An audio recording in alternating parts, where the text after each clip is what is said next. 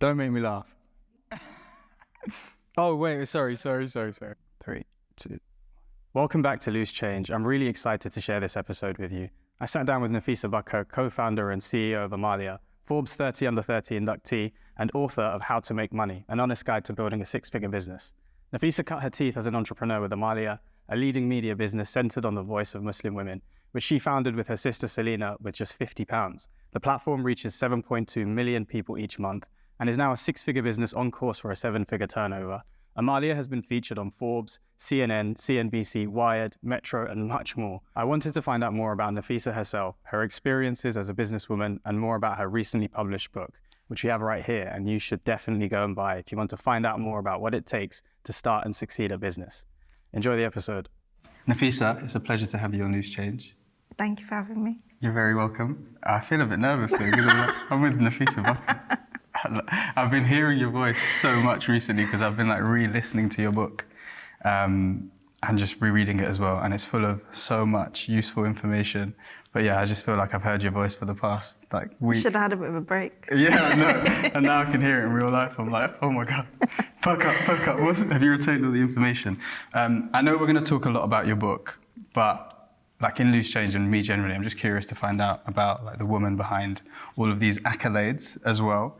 But I guess to start out, did you always know that you wanted to be an entrepreneur, or always know you wanted to work for yourself and be self-employed? No, I thought I would. I studied sciences, natural sciences as undergrad. Science and maths was Everything I'm bad at. Yeah. Immigrant parents, science, maths, medicine, that story. And I was good at it. I, was getting my grades and stuff like that. And I just thought I would probably become an investment banker, make loads of money, or go into the corporate world. And business was never something on my radar. I very much guess I fell into it because I was like, there's this thing, there's this problem, there's something I think that I could create something for. I actually really enjoy working for people. Yeah. I find working for very competent people where you can learn a lot. So yeah, it was never something that I thought, oh yeah, one day I'm gonna run a company or something like that. Because you have a really good relationship with your old manager, right? From what I've seen, which is amazing. And I've had such mixed experiences with managers. But my take is I think you learn more from bad managers. Interesting. In my own life, I've learned more from bad managers than good ones, because they're the ones that actually push me away from where I shouldn't have been anyway. Interesting. But you had a really good relationship with yours. Yeah, I think when I think about managers, or for example, I was on a coding program which was run by someone called Dan, who's a legend. And I feel like I've had really positive experiences where they ended up being mentors to me and pushing for you in the way that they were pushing you away and towards what you needed. They were pushing me towards what my next step should be. Yeah. And so I've always really, really appreciated that mentorship that comes with having someone above you. Yeah, that's really rare though, I think. Well, it's not. I think you can get lucky. I think some people, sometimes my experience has been that they put you into a box of limitations that they can only see through their own experiences, and they impose that on you.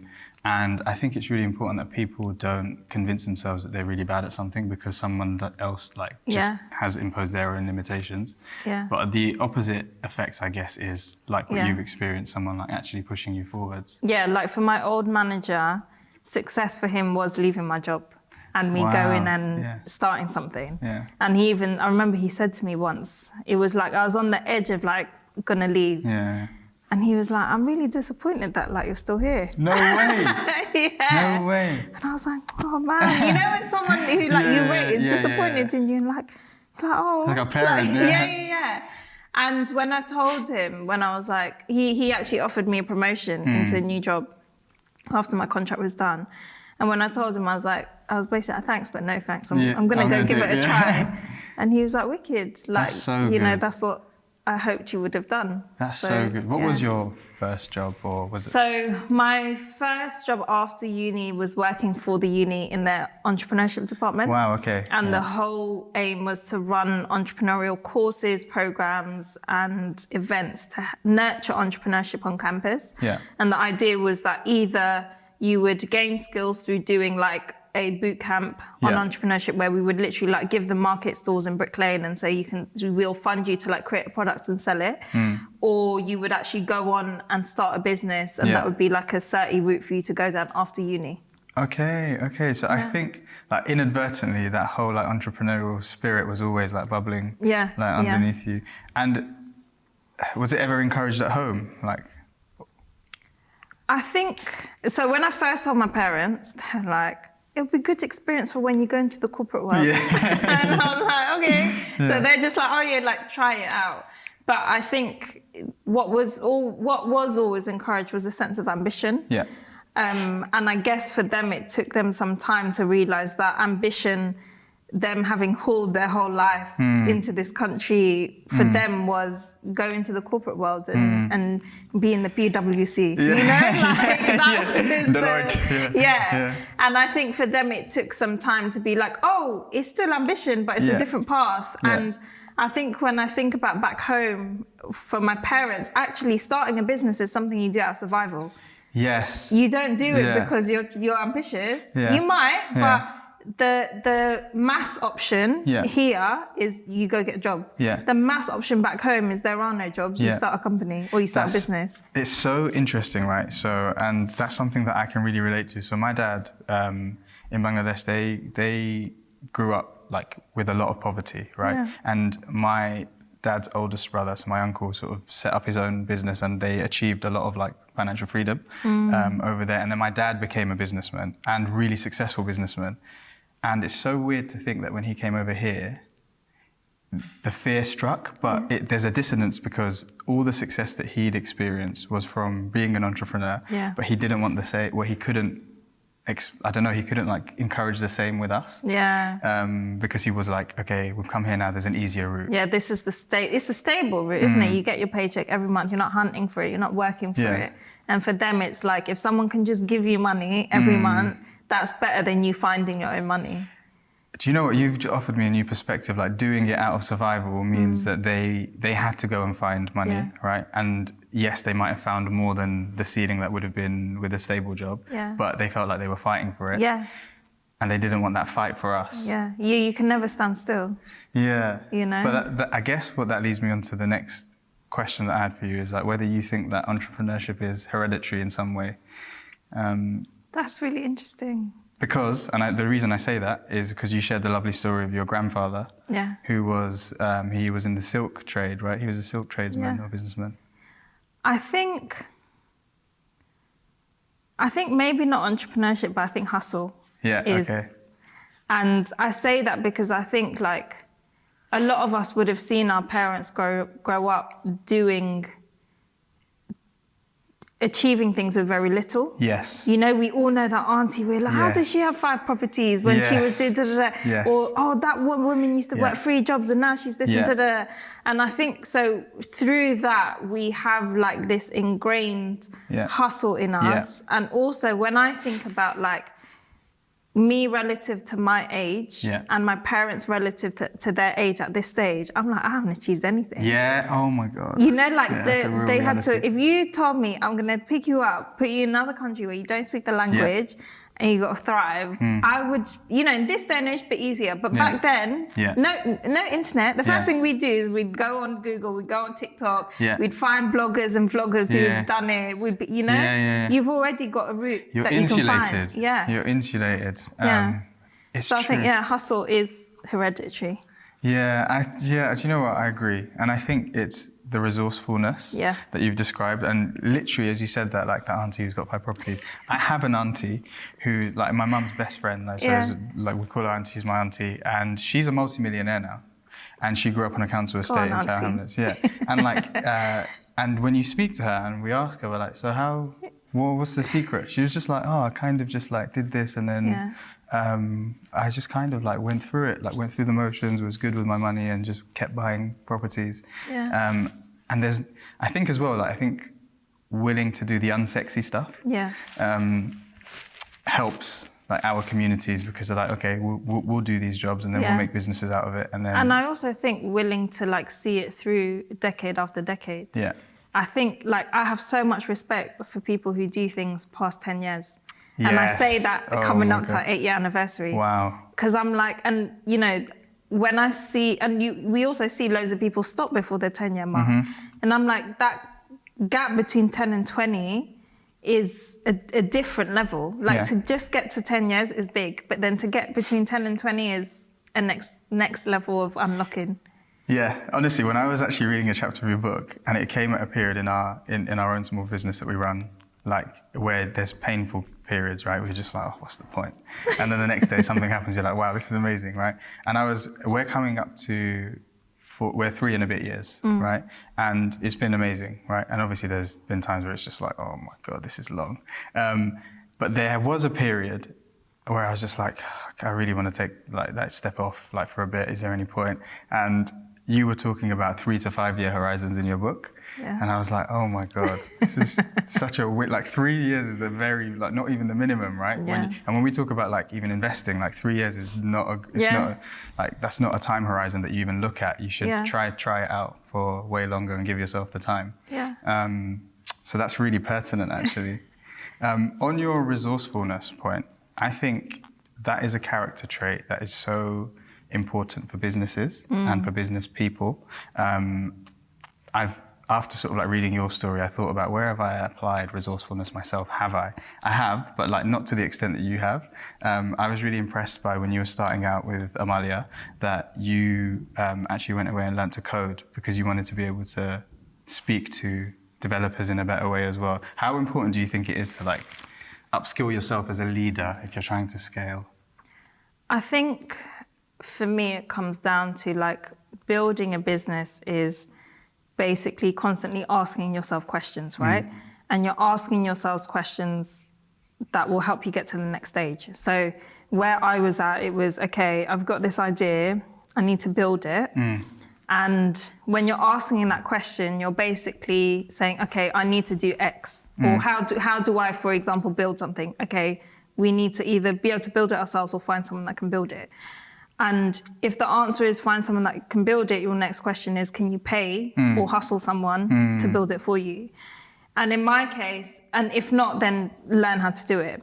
And in my case, I was like, right, let's learn, let's do it. Crazy. And it was kind of just one of those things where I think I was just in a mode where I was like, nothing can get in my way. Right. It can't be that I don't have enough money. It can't be that I don't have the skills. It can't be that I don't understand business. It can't be any of these things. So it's almost like process of elimination. Let's get out every single thing that I can have a hand in to then get to a baseline, to then, actually be in business.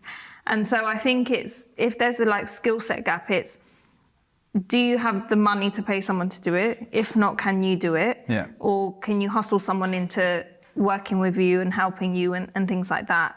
And then I think as you establish a business and you have money, you realize that it's worth paying other people to do those jobs. Yeah. But in the early phase, you're dealing with zero. So, Yeah, your stories are incredible because you and Selena just were like, let's just do it, let's just back it. What was the thinking, I guess, at the start when you were looking to start Amaliah? What's the story behind it? In a nutshell. In a nutshell. I'm sure you've said it 100 times, but... Yeah, so in a nutshell, I'll fast forward a bit. I'll go from when I quit my job. Okay. But the idea started when you were studying, right? Yeah, the idea started when I was studying. I then went and joined this job with Tim at UCL in this entrepreneurship department. And that was me buying time because I was like, I'm not ready to go into the corporate world. Yeah. But I know I need to build this. But it was I need to do something in between. And this is a really unique job where you did 3 days a week and then 2 days were specifically so you could work on your venture. Wow. And this was Tim's brainchild. His thing was we can only nurture entrepreneurs if we give them the infrastructure to do it, right? What a guy. And I know, top guy. And then so I was doing that. And that summer before I started, I learnt to code. And then that year, I lost all confidence. Really? I was like, don't think I can do this. Really? Why would I be the person to do it? Yeah. Da, da, da, da. And I was like moving, but moving quite slowly. And then I had a moment where I went away for work in Spain and something just clicked for me. And it was basically, I saw this piece of brown paper, right? And it was like, maybe like 8 foot tall at the uni. And it was about a conference about entrepreneurship, and the brown paper had like loads of different people writing, why do you love this university, right? And I looked at it and I was like, oh, we should have something like that at UCL, and maybe like people could write business ideas on it or something like that. Like I was just thinking about another context. And then I got home to the hotel and I was like, but like, would I leave a pot of pens there? Because what if people don't have pens? And then I was like, and how would I get up? And then I was thinking of all these tiny reasons of like challenges, right? And then I actually said out loud, I went, you cannot be serious. And I just went, you think you can't stick a brown piece of paper onto a wall and get people to write on it? And something switched in me. Yeah. It was almost like I was fed up of myself. Yeah. It was like, voice. shut up, man. Like, what's wrong with me? It's like an out-of-body experience. And then I remember I started speaking. And I know this sounds like this cringe movie moment, but it worked for me. I started speaking and I started saying a speech. To yourself? Yeah, accepting an award for the Brown Paper Project, which had gone global, right? And I started speaking and I started writing that speech down, right? And then by the end of it, it was almost like, so you've done it, you've scaled it, you've won an award for it, okay, now just go do it. And that for me, something switched in me that night, and I came home, I came back, and I was like, I'm gonna do it. I'm gonna make Amaliah happen. I'm gonna quit my job. I'm fed up of myself. If it works, it works. If it doesn't, it doesn't. But I have to do it. I have to just try. No way. That's crazy. I've slightly got like goosebumps listening to that, because I'm just imagining you like working yourself up and having this conversation with yourself. I was just so fed up of the patheticness of like, oh, and you know what, the thing is, I think what it comes down to is momentum. Yeah. When you've got an idea and you don't do enough about it, you lose momentum, and losing momentum loses confidence. Yeah. And that's what I've then realized. And so for me, that's why I'm big on, in the book, I'm constantly talking about what's the next step you can take? What can you do today? What can you do next week? Because it's all about momentum. You know, me learning to code was momentum. And ultimately what ends up happening is you've got enough momentum for someone to turn around and go, do you know what? I'll give you some money for that. Yeah. You know? Yeah. Do you know what that reminds me of? Have you read a book called Big Magic? Yeah. Okay, yeah, by the author of Eat, Pray, Love. I've forgotten her name. So she... Emily? Yeah. Sorry. Something, yeah. I'll put it in. But she talks about in Big Magic, she says that, and it's so like, I can just like see it in this story as well, that when an idea sometimes just springs up in the most random moments, you either do something about it, or in her life, she saw that idea flow to someone else. Yeah. And obviously she's a writer. Yeah. And she had this idea for a complete plot line, which she did nothing about. And one of her like writer friends then published the book, which ended up doing really well. And then when she had Eat, Pray, Love, again, it was like through her experiences, but this idea just came to her, and then she wrote about it and did something about it. And there's something about like the experience of having an idea sometimes, and when you don't expect it, and when you just get this like, oh my God, I've had this. It's like this moment. energy builds up and then just goes. Yeah, it's insane. Yeah. And I can really see that in your in your story with Amaliah. I don't know if you remember. Yeah. This was a couple of years ago, but I remember seeing your website on Amaliah, and our website's crap. So is ours. No, it's not. No, ours I needs remember, more work, 2 years ago, I remember looking at your website, because when we were launching, we were looking at Gauden Magazine, Vox, a few other, I think we looked at Amaliah as well. And I remember messaging you like, who did your website? Like, ours was a Squarespace one, and I remember you saying that, it was like someone developed it, like it's a bespoke website, and I was like, can't do that. So we went away. But stuff like that, again, like having the understanding to speak to developers, to produce something for you, which is like the beginnings of your digital real estate, I think is really important. Yeah, and I think just a very quick side note on websites, I think like my team is constantly telling me how crap our website is, because I think it is. Ours is too. Also what you realize on the world of the internet is 90% of people are landing on a single page, not the home page, and load times are everything. Yeah. You know, and like how right now our article pages perform really well. Yeah. And our load times are really fast. And Yeah, it almost okay. makes you complacent Yeah, to like change anything else, but it is something we're going to invest in. Oh, I need to as well, man. I guess every time I look at it, I'm just like, Same. I'm better than this. Yeah, I'm better than I'm this. like, this isn't what we are. Yeah, exactly. So we've got to how you got the idea of Amaliah. I think there's so many good ideas, and then going from idea to business and actually executing that idea is like a whole different business in itself. Now, in the book, you talked about creating value and then making money from that value as distinct processes. Yeah. And I think there's like so many businesses that have like amazing ideas that for ages they can't make money from. How do you determine whether the value you create can also make you money?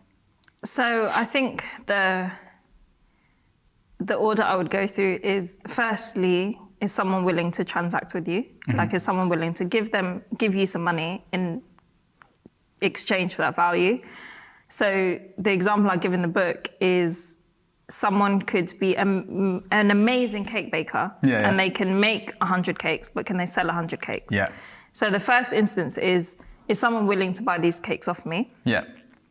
And then the next thing is there enough people who want to buy these cakes? And can I find those people? And then the next thing is, can I keep doing that?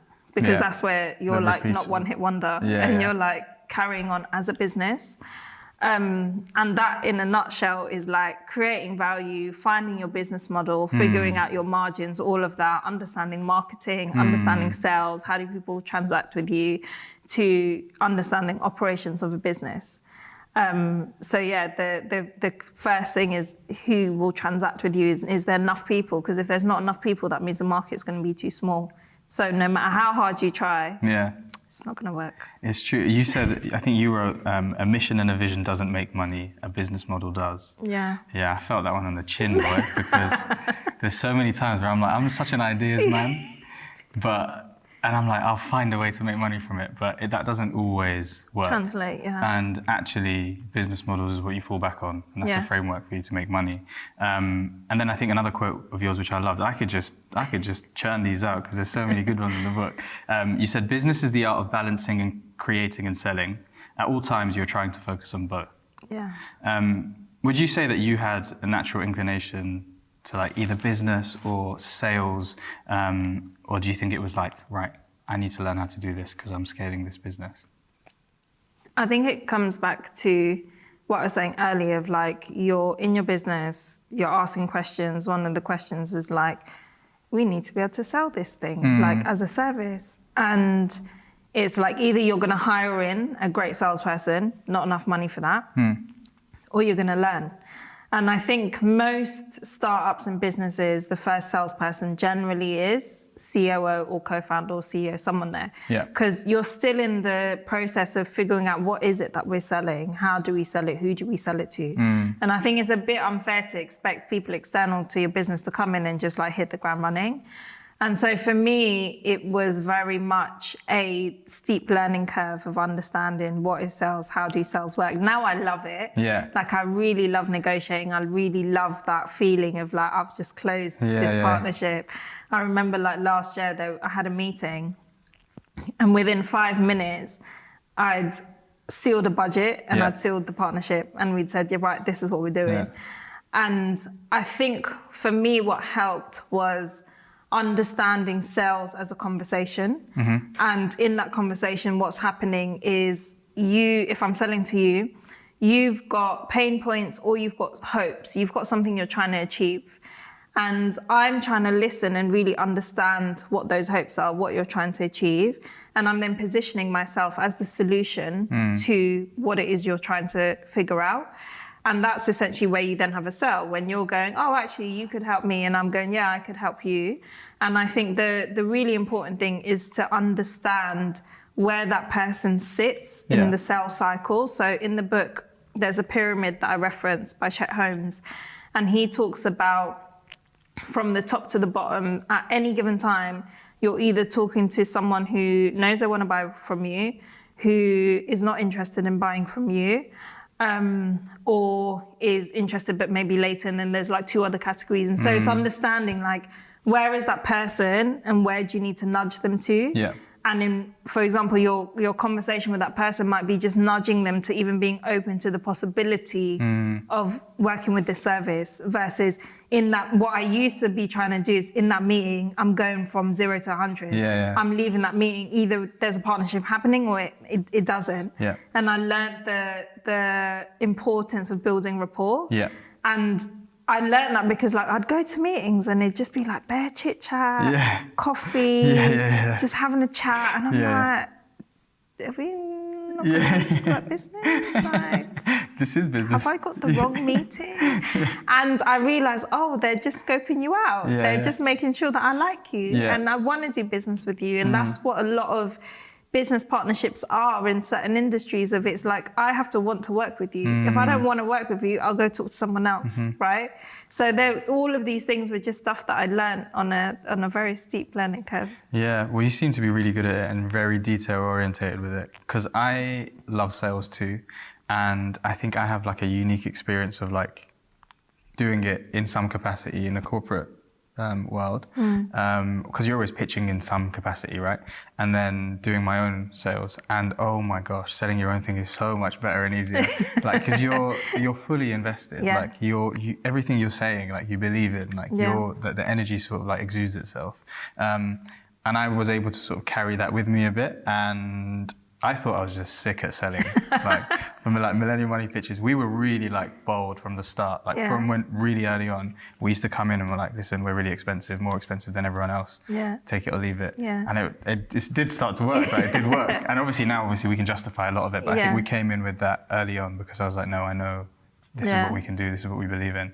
But when you're selling something you're not entirely, I guess that isn't entirely yours, it is more difficult. Do you know what's so interesting? I always make the joke, like I was talking to this guy from an agency, and I always make the joke that if I worked in a corporate company, I'd smash my sales targets.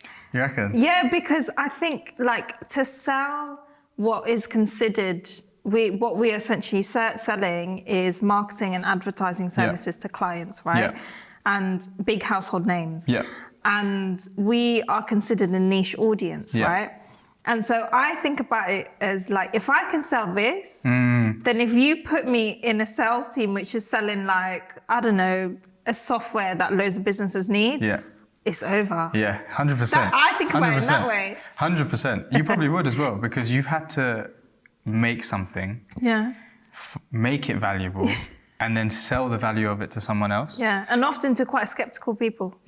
100%, and especially like because yours is niche. And making people understand and educating them along that process as well. You probably would, to be fair. You probably would. But 100%. I think that's why I think some people do have a knack for being able to sell, and like so there's always like the art of selling and things like that. But I think it doesn't have to be so.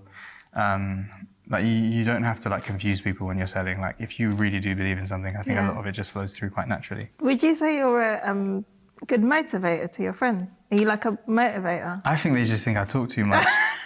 Honestly, I think because I think there's a link. If you're the person who's like good at cheerleading people, good at like motivating people, inspiring people, I think you're probably good at sales. So actually, it's funny you say that. So I think with new people, they're like, wow, Niaz, he has this energy, right? But with I feel like my mates that know me for years, it's like, shut up, man. That's exactly. Shut up, like literally, like my oldest friends, which I love. I kind of love that because I'm like, they have like a lot of vested support in everything that you do. They're just like, yeah, cool, man. Like, but I guess people that come into your life that are new, they're just like, wow, like you have this thing about you. It's so funny.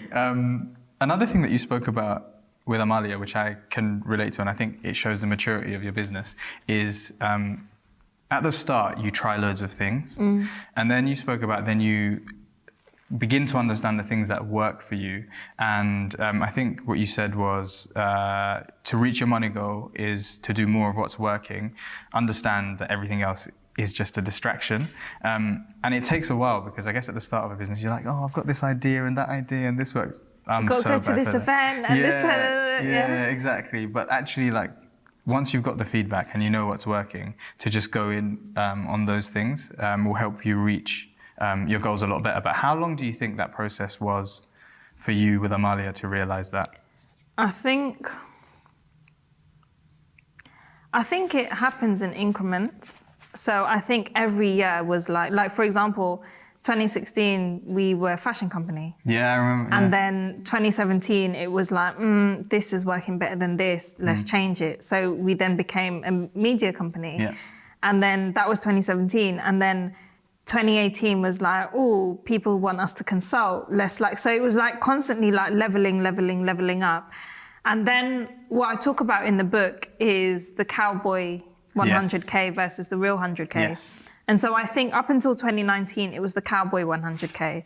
It was like, you're making money, there's no real method to it. It feels like it's just coming, you feel a bit lucky. You're like, oh, you want to do that? And you're just like, okay, there's something here, but I don't know how to do it again. I don't know how to get that check again from another person, or like how it feels very lucky. Very random, and that's why I call it the cowboy 100K, because it's just like you're going out and you're just like, anyone out there? And then I think for us, it was like, okay, there's something here.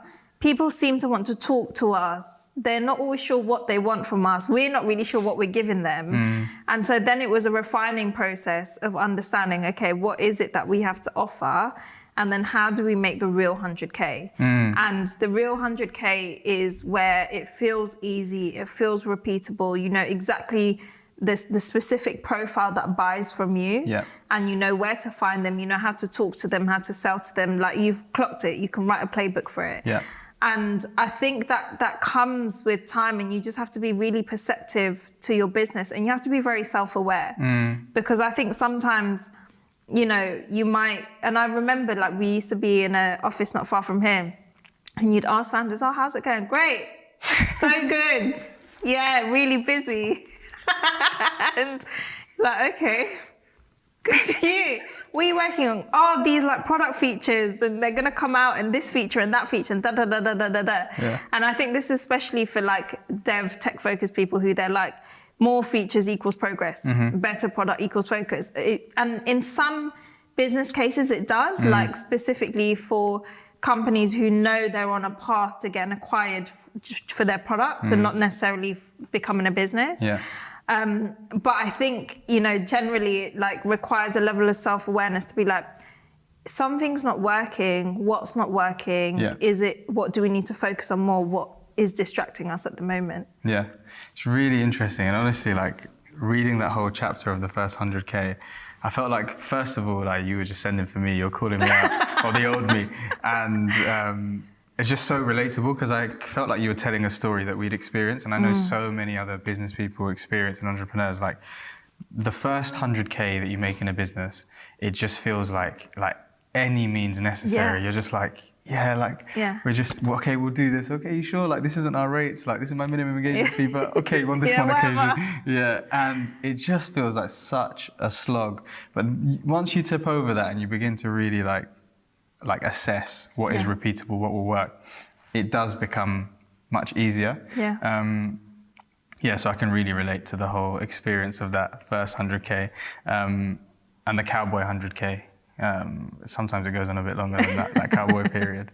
And then establishing a business model for yourself.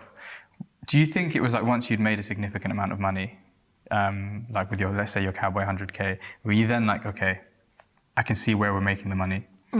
This is what we're going to focus on? I think it was when we were making the money in the same way each time. And so it was like, and the same profile kept coming to us. So it was usually a brand, B2C, household name. So like Lush, Spotify, Dove, Lloyds Bank. And they were very specific. And we want to run a campaign with you to reach your audience. We're also doing a national campaign, and this is part of that bigger campaign.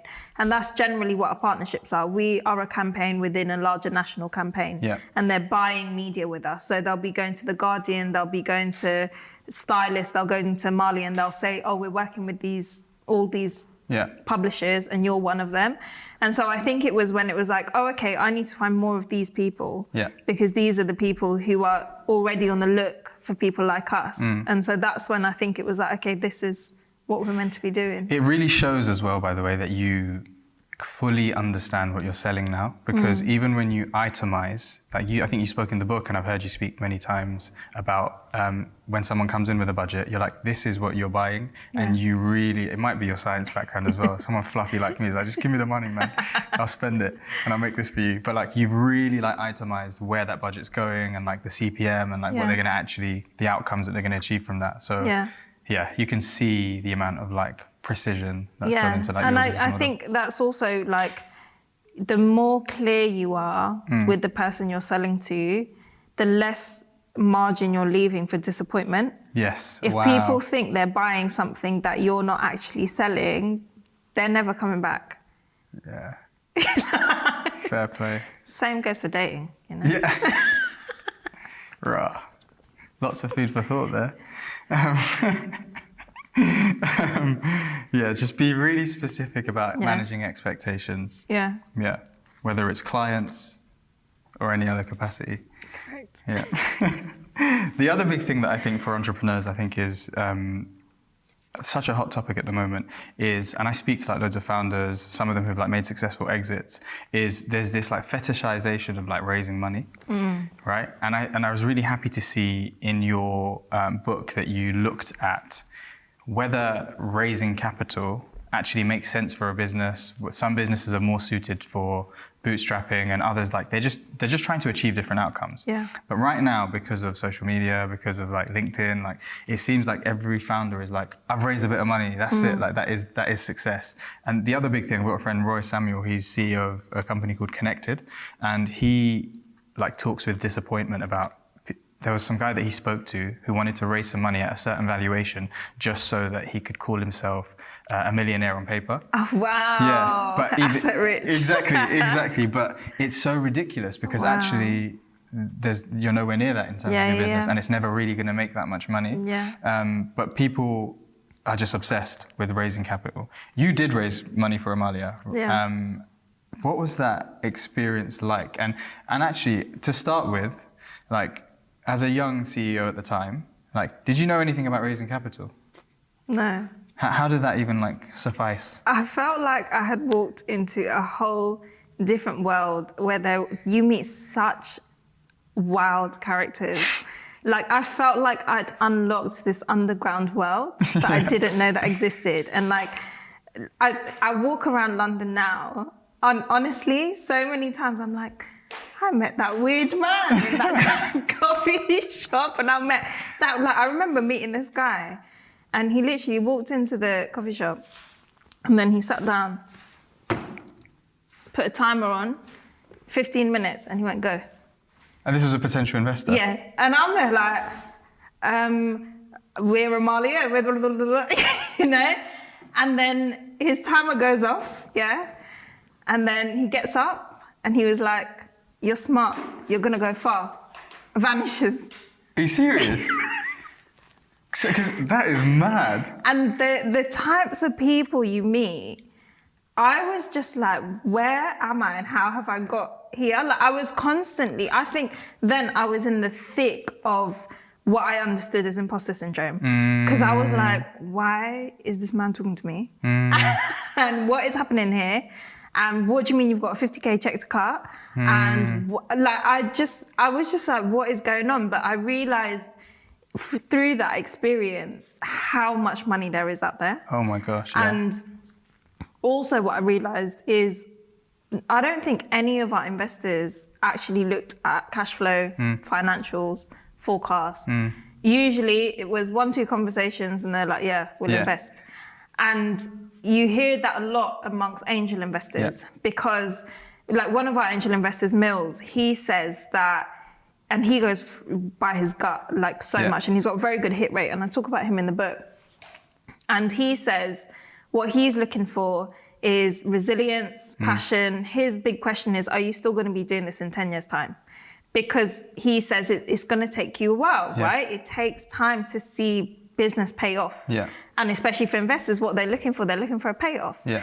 And so his whole thing is sometimes he's investing into businesses, he doesn't understand what they do. Yeah. But he likes the founder. He thinks they're resilient. He thinks they really believe in what they're building. Yeah. And he knows that when things get hard, when you have no money, when you just, everything's just poo, you're gonna still be like, I'm gonna work through this, Yeah. right? And so that experience of raising money was just like, I was constantly like, what is happening? Like, what? Where am I? Yeah, literally, like, where am I? And I think like, I'd never seen 6 figures in a bank account in my life, you know? Yeah. And you're just like, I can spend that. Yeah. Like, what? Yeah. You know? And so I think for me, it really did something for my ambition. It really unlocked something of like, there is a whole other game out here and there's a whole other world out here. Yeah. And meeting all these people really like something in me came alive of like, whatever you want to do, there's someone with the answer. Yes. You know, and you've just got to find them. Yeah. That's what it really like taught me. Yeah, the venture world is, honestly, when I first learned about it, which was only a few years ago, it was after we started Millennial Money, and then I was like, obviously we know about like public markets and stuff and equity, but the whole private market, the whole venture capital world, when I first, like angel investing, when I first found out about it, I was like, this is crazy. Like there's this actual world, and people actually, it's so funny that you're talking about that experience with that man. They say when you're fundraising, you are just speed dating angel investors, right? Yeah. And you just meet so many different characters. Yeah, it's like amazing. Like it's amazing the sort of people you meet, and you're really like, wow, you are really wacky. Like, you know, like you have the stereotypes of like the wacky investor, and then you have someone else who's like just drilling your numbers. You have someone else who's just a bit more abstract. Like you see so many types of people, and I think the biggest thing is like they are from so many different backgrounds, you know? Yeah. Do you think, as someone that has taken on investment, but also started this business off your own back, you bootstrapped it, you grew it, took on investment, do you think to make a business successful, you need to take on investment? No. And good answer, great answer. And from your experiences of taking investment, do you think you were ready to take it when you took it? I think if we didn't take it when we took it, we wouldn't be where we are today. I think there are 2 key points at which a business can take money that will really like make a difference. And I think it's to do with which side of product market fit they're on. And product market fit, for people who've never heard of the term, is where there is a clear fit of your product, of your business, of what you're solving in the market. And this is a difference between the cowboy 100K and the real 100K. When you have the real 100K, that's product market fit. It is, you know exactly who's buying your product, you know how much it sells for, you know how it sells for, you know the margins, you know everything. And you know, you might see that like hockey stick growth. Product market fit is there. And then it's just like rinse and repeat, repeat. We're going up, we're going to the top, right? And I think taking investment pre-product market fit gives you runway and gives you headspace to figure out product market fit. And that's where we took investment, where it accelerates the growth, because for 18 months, I didn't have to think about money. Because it's like, we've got money in the bank account. Don't get me wrong, it's scary because you're like, I remember sitting down with the team and saying, if we don't figure out how to make this into a business in 18 months, we're all out of jobs, right? But it gives you the headspace of being like, okay, 18 months to figure out what are we doing? What market do we exist in? What's the business model? How much, all of this sort of stuff. So that's pre-product market fit. And then post-product market fit is where you're taking on investment to scale what you're doing. So that's where, you know, you might see, for example, a coffee shop chain, and they've opened 1, they've opened 2, and they now want to open 20 in the next 18 months. And at that point, if they take an investment, they can grow that 20, and probably they're going to end up selling it to like a PE firm or wherever. And so they're very clear on the money is being used to capture the market, right? And that's what VC money essentially is you're getting money to capture more of the market. Yeah, absolutely. I think, have you had subsequent raises? Okay. Amazing. You made it out of the first one. The other thing I think when it comes to the world of venture, and I remember you telling me this, I'm just going to say you coined this phrase because when you said it to me, I was like, that's super smart, man. And there is so much money out there in the venture world. And we've spoken about this before because there's loads of tax benefits for those that do invest in venture capital or as angel investors themselves. But what that means is that you have to really decipher what money you take and whether it's good for you. And you characterize this as dumb money and smart money, which I love. But like, what would you call dumb money and smart money? How would you define those? So dumb money is money that has no value add but the money. So this is someone who's going to just give you the money, no network, no like, oh, maybe you should do this or nothing. It's just literally, here's some money, do something with it. Smart money is money that comes with a network, strategic introductions, strategic partnerships. They might even be like, for example, high up in, let's say you sell software to agencies. Yeah. They might be high up within a client that you could have a really lucrative deal with. Yeah. They might have really good contacts, they might have expertise. They're bringing something to the table other than money. Yeah. And that's what makes it smart money. Yeah, I think that's so important because there are so many like angel investors. There's a lot of cowboys. There is a lot of cowboys, and they're trying to get the tax break, right? Yeah. Because there are tax benefits through like SEIS and EIS, which is in itself crazy to me. Yeah. Right? It's amazing but crazy. It just shows you how like when they talk about like wealthy stay, like get rich, rich get richer. Yeah. A lot of it is through these means and vehicles, but it means there's a lot of people that are just trying to chuck money as a little lottery and hoping that something sticks. And I think it's so important, especially now when people are like obsessed with this idea of like, I've raised this much money, that people think about what the benefit is actually going to be to their business. In your book, you also talk about, and I know you one of your friends talks about, when you're raising capital, you're actually selling part of your business. Yeah. And that's a much more useful way to look at it. Yeah. Of course, you are raising capital and you're getting money in, but you're actually selling part of your business to someone.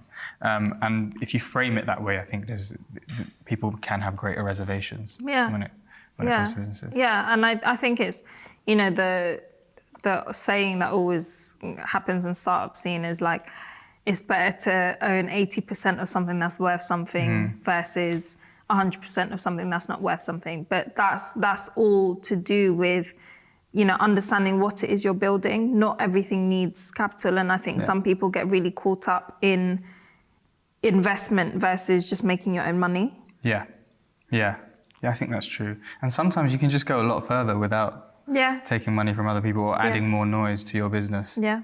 And seeing how far you can take it. Now, you've made a success of these businesses. And it's more than one. I think you acquired the Halal Gems edition. That's a business that you acquired? Yep, 2019. Oh, amazing. And what was that process like? So that process was, I would say, we basically were having a conversation. We had been like soundboarding off each other quite a lot. Zora, who was the founder, was one of the first like Muslim founders I spoke to, because back in like 2016, I was like, who are the other people that do this sort of stuff? And over the years, we just like cultivated a relationship. And then I think one day I just like very flippantly just said, I think Halal Gems would make a really good home at Amaliah. Yeah. And it was probably like between that conversation and between it actually happening was maybe like a year. Wow. And we just like went back and forth, talked about how we would do that, what that would mean, et cetera, et cetera. And then ended up, and this is where, things become so much easier with the network, ended up the startup place we were in, being introduced to a lawyer who then helped us to understand like how to structure this, what to do, what that looks like. Spoke to loads of people who'd acquired companies to understand like, what does this mean? It felt like a really natural fit. And also for me, I realized that I have a really strong affinity to people who are very competent, very ambitious, but quite humble about it, but not humble in an underplaying way, just in a way that they're quietly confident. Yeah. And so I really rated Zora as a founder as well. And it just made sense to like bring in the lifestyle element to the business. Yeah, it's wicked. It's amazing. I remember thinking, how do you have both of these? Like, they have such high engagement. How are you doing both? Like, I remember thinking, what? But yeah, it really, really does fit really well together. With all of that success, raising money, acquiring other businesses, growing your own business, scaling it, I think we can sort of look at it through rose tints and be like, wow, Forbes 30 under 30, got our own book, got our own businesses. There is another side to entrepreneurship sometimes, which people obviously don't see. What have been like your biggest challenges? I think the biggest challenge has probably been burnout. I think, so raising money burnt me out. Yeah. And then I kind of like got back on. And I think what it was when I was raising money, you're not working on the business. You're basically doing what is glorified admin, right? And so that really burnt me out. And then I found that when we raised the money up, we were able to hire a team. I had to come to this team and be like, this is where we're going, this way. That like re-inspired me.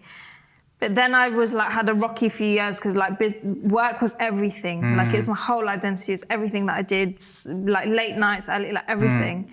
And then I think I kind of found a bit of balance in, I'd say maybe 2019.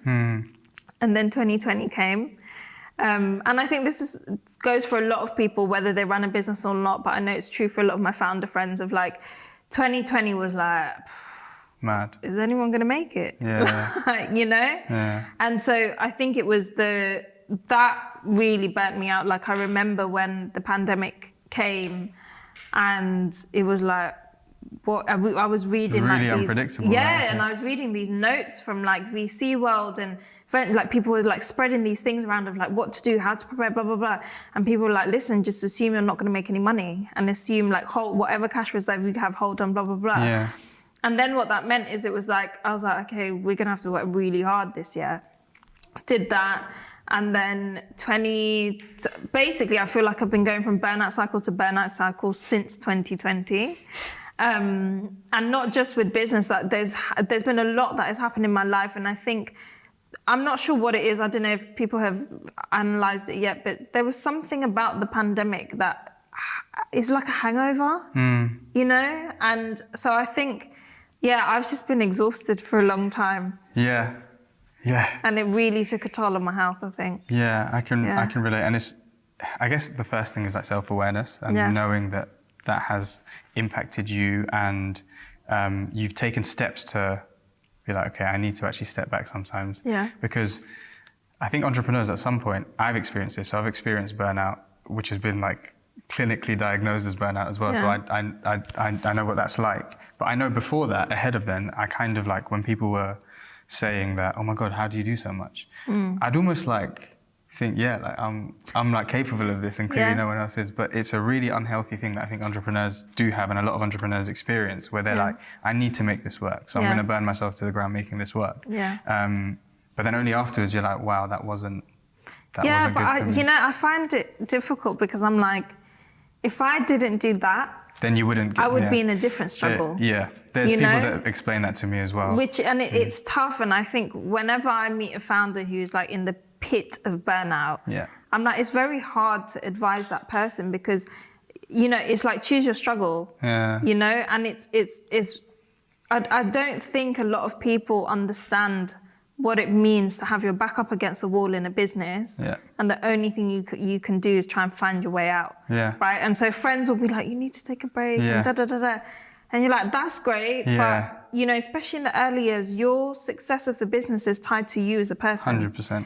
And if you stop, the business stops. 100%. Right? And to get to a place where you can go off for 3 months or like take a break, it takes a level of graft and input that sometimes means you push your own capacity and boundaries. And the thing to fall back on is like constant self-awareness to start understanding those boundaries and that capacity. And I think it's difficult. I think I've not met someone, or if I have, it's the exception rather than the general, who hasn't had to push their capacities to achieve something great. And I don't just mean that in a business context.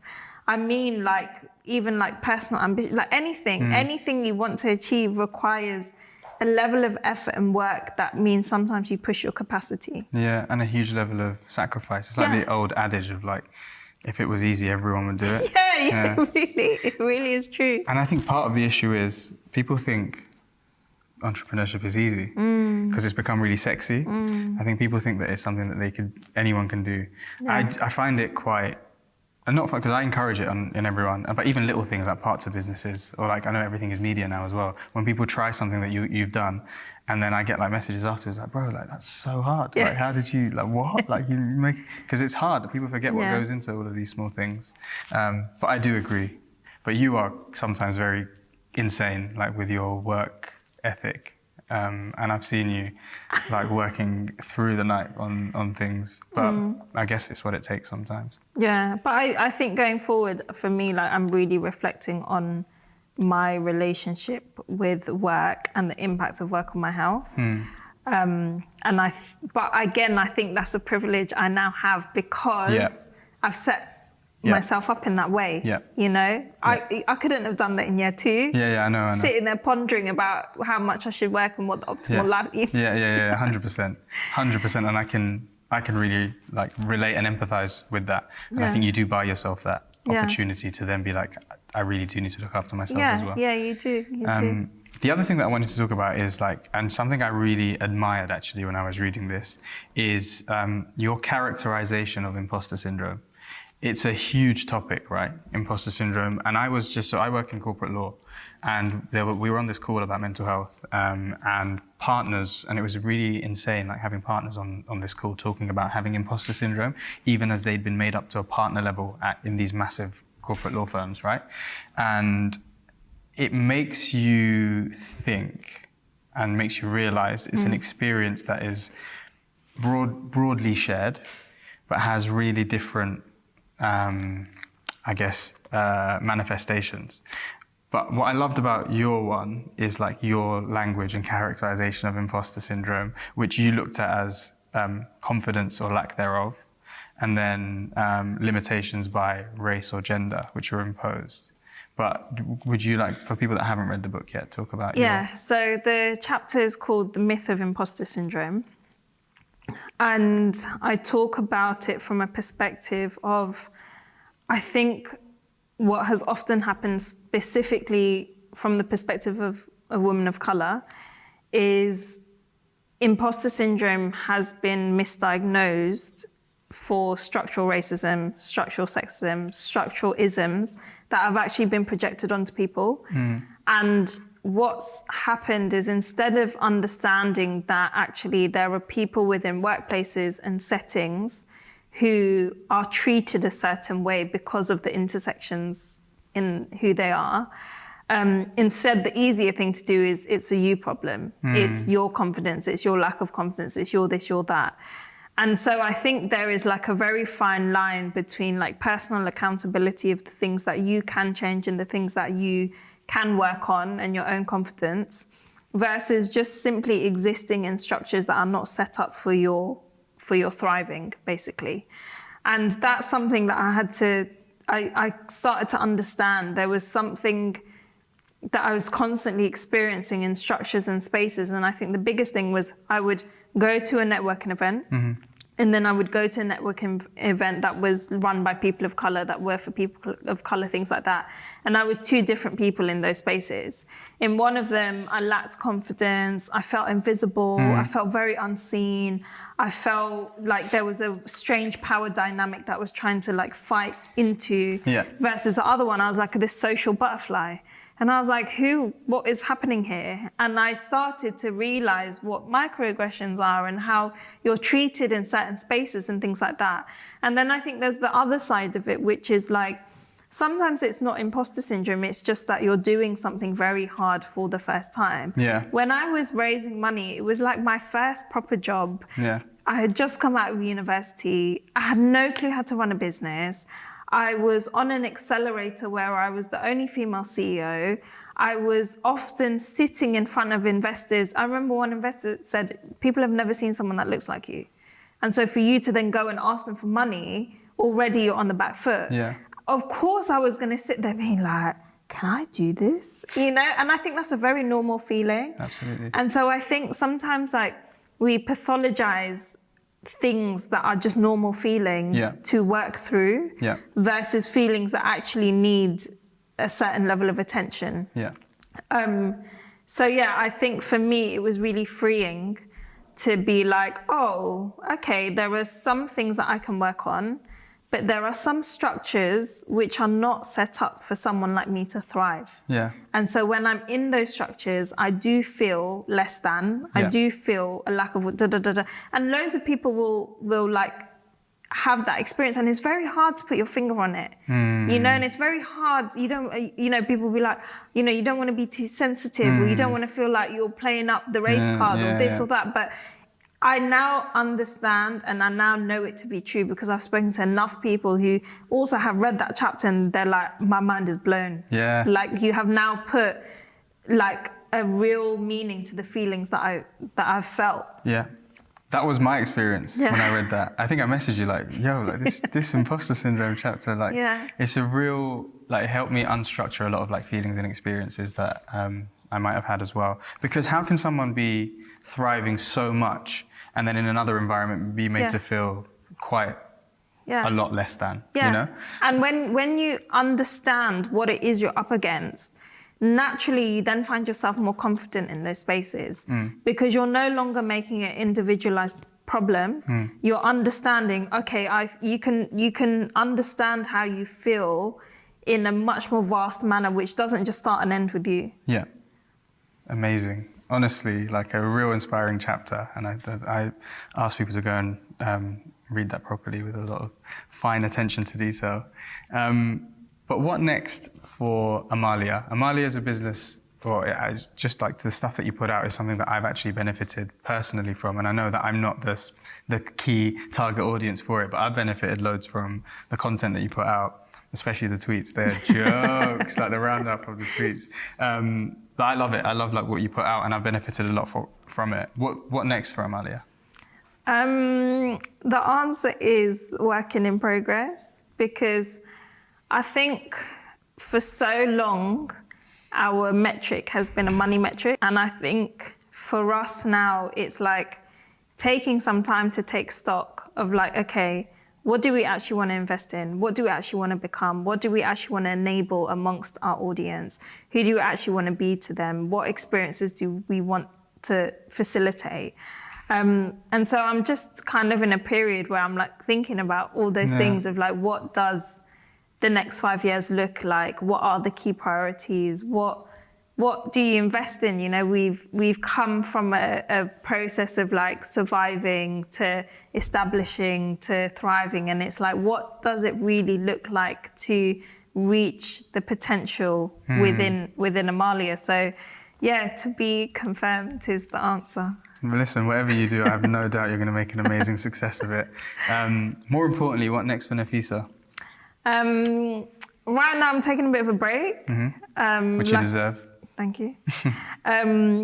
Like I said, I feel like I've just gone from like burnout cycle to burnout cycle, and that's why like a lot of this stuff around 5 years is very much in parallel, because I think you need headspace to really like think and process and plan your next steps. And I think, you know, when you start business, you're just going from day to day, week to week, month to month, you know, and to go from that to thinking of year to year, decade to decade, like it's a whole different level, right? I don't even understand how people do that, but that's what I'm like embarking on. So I'm taking a break to just exist, to just like free my mind a bit. I find that